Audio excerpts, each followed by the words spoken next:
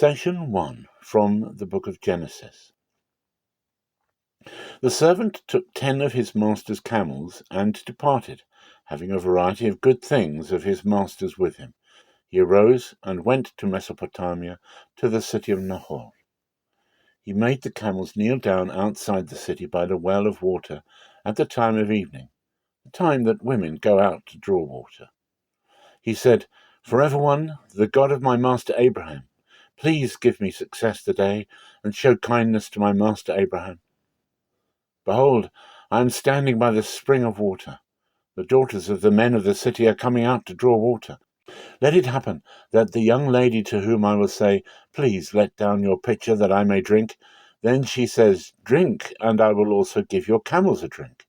Let her be the one you have appointed for your servant Isaac. By this I will know that you have shown kindness to my master." Before he had finished speaking, behold, Rebekah came out. He was born to Bethuel, the son of Milcah, the wife of Nahor, Abraham's brother, with her pitcher on her shoulder. The young lady was very beautiful to look at, a virgin. No man had known her. She went down to the spring, filled her pitcher, and came up. The servant ran to meet her and said, "Please give me a drink, a little water from your pitcher." She said, "Drink, my lord." She hurried and let down her pitcher on her hand and gave him a drink. When she had finished giving him a drink, she said, "I will also draw for your camels until they have finished drinking." She hurried and emptied her pitcher into the trough and ran again to the well to draw, and drew for all his camels. The man looked steadfastly at her, remaining silent, to know whether Forever One had made his journey prosperous or not. Section 2 from the book of Judges. Then he said to Zebah and Zalmunna, "What kind of men were they whom you killed at Tabor?" They answered, "They were like you. Each one resembled the children of a king." He said, "They were my brothers, the sons of my mother. As Forever One lives, if you had saved them alive, I would not kill you." He said to Jether, his firstborn, "Get up and kill them." But the youth didn't draw his sword, for he was afraid, because he was yet a youth. Then Zebah and Zalmunna said, "Rise and fall on us, for as the man, so is his strength." Gideon arose and killed Zebah and Zalmunna, and took the crescents that were on their camels' necks. Then the men of Israel said to Gideon, "Rule over us, both you and your son's son also, for you have saved us out of the hand of Midian." Gideon said to them, "I will not rule over you, neither shall my son rule over you. Forever One shall rule over you." Gideon said to them, "I would make a request of you, that you would give me every man the earrings of his spoil," for they had golden earrings, because they were Ishmaelites. They answered, "We will willingly give them." They spread a garment, and every man threw the earrings of his spoil into it. The weight of the golden earrings that he requested was 1,700 shekels of gold, besides the crescents and the pendants and the purple clothing that was on the kings of Midian, and besides the chains that were about their camels' necks. Gideon made an ephod of it, and put it in his city, even in Ophrah. And all Israel played the prostitute after it there, and it became a snare to Gideon and to his house. So Midian was subdued before the children of Israel, and they lifted up their heads no more. The land had rest 40 years in the days of Gideon. Jerubbaal the son of Joash went and lived in his own house. Gideon had 70 sons conceived from his body, for he had many wives. His concubine, who was in Shechem, she also bore him a son, and named him Abimelech.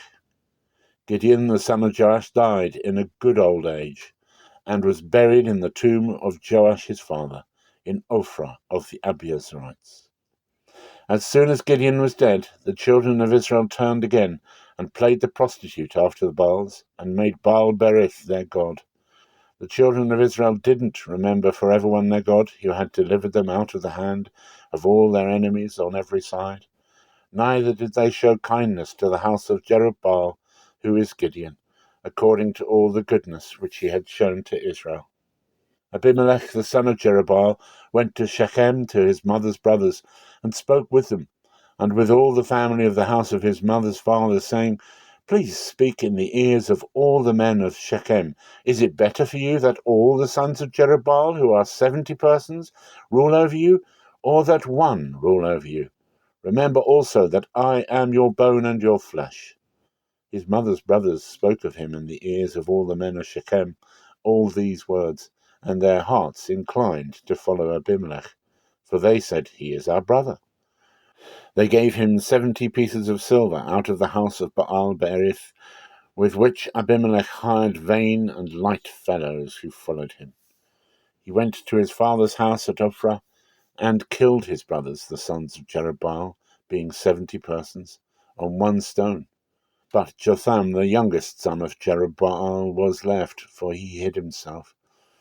All the men of Shechem assembled themselves together, and all the house of Millo, and went and made Abimelech king by the oak of the pillar that was in Shechem. Section 3, from the first book of Chronicles. David reigned over all Israel, and he executed justice and righteousness to all his people. Joab the son of Zeruiah was over the army, and Jehoshaphat the son of Ahilud was recorder, and Zadok the son of Ahituv, and Abimelech the son of Abiathar were priests, and Shavsah was scribe, and Benaiah the son of Jehoiada was over the Cherethites and the Pelethites, and the sons of David were chief about the king. After this, Nahash the king of the children of Ammon died, and his son reigned in his place. David said, I will show kindness to Hanun the son of Nahash, because his father showed kindness to me. So David sent messengers to comfort him concerning his father. David's servants came into the land of the children of Ammon to Hanun to comfort him. But the princes of the children of Ammon said to Hanun, Do you think that David honors your father in that he sent comforters to you? Haven't his servants come to you to search, to overthrow, and to spy out the land?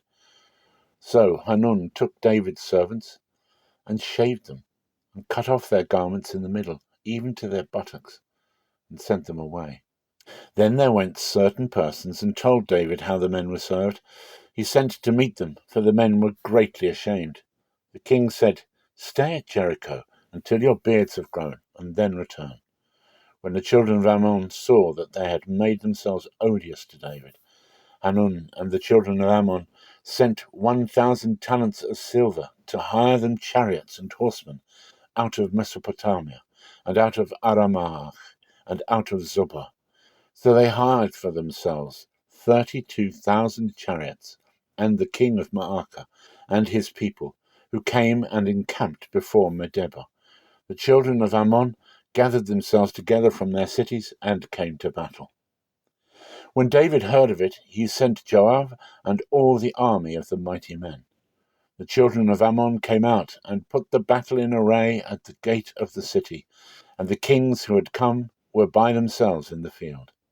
Now, when Joab saw that the battle was set against him before and behind, he chose of all the choice men of Israel and put them in array against the Syrians. The rest of the people he committed into the hand of Abishai his brother, and they put themselves in array against the children of Ammon. He said, If the Syrians are too strong for me, then you are to help me. But if the children of Ammon are too strong for you, then I will help you.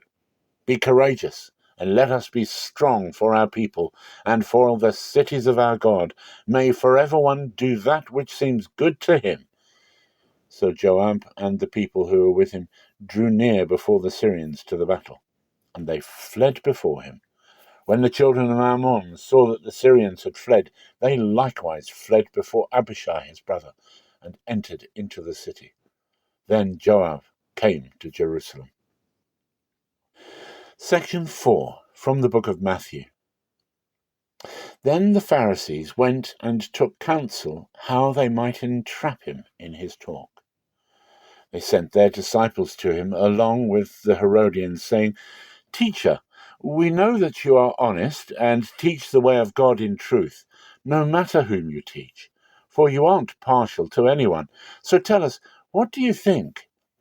Is it lawful to pay taxes to Caesar or not?" But Jesus perceived their wickedness and said, "Why do you test me, you hypocrites? Show me the tax money." They brought to him a denarius. He asked them, "Whose is this image and inscription?" They said to him, "Caesar's." Then he said to them, "So give to Caesar the things that are Caesar's, and to God the things that are God's." When they heard it, they marveled and left him and went away. On that day, Sadducees, those who say that there is no resurrection, came to him. They asked him, saying, "Teacher, Moses said, if a man dies, having no children, his brother shall marry his wife and raise up offspring for his brother. Now there were with us 7 brothers. The first married and died, and having no offspring, left his wife to his brother. In the same way the second also, and the third, to the 7th. After them all, the woman died. So, in the resurrection, whose wife will she be of the 7? For they all had her." But Jesus answered them, "You are mistaken, not knowing the Scriptures, nor the power of God. For in the resurrection they neither marry nor are given in marriage, but are like God's angels in heaven. But concerning the resurrection of the dead, haven't you read that which was spoken to you by God, saying, 'I am the God of Abraham, and the God of Isaac, and the God of Jacob'? God is not the God of the dead, but of the living." When the multitude heard it, they were astonished at his teaching. But the Pharisees, when they heard that he had silenced the Sadducees, gathered themselves together. One of them, a lawyer, asked him a question, testing him. "Teacher, which is the greatest commandment in the law?" Jesus said to him, "You shall love for everyone your God with all your heart, with all your soul, and with all your mind. This is the first and great commandment. A second, likewise, is this: you shall love your neighbor as yourself. The whole law and the prophets depend on these 2 commandments."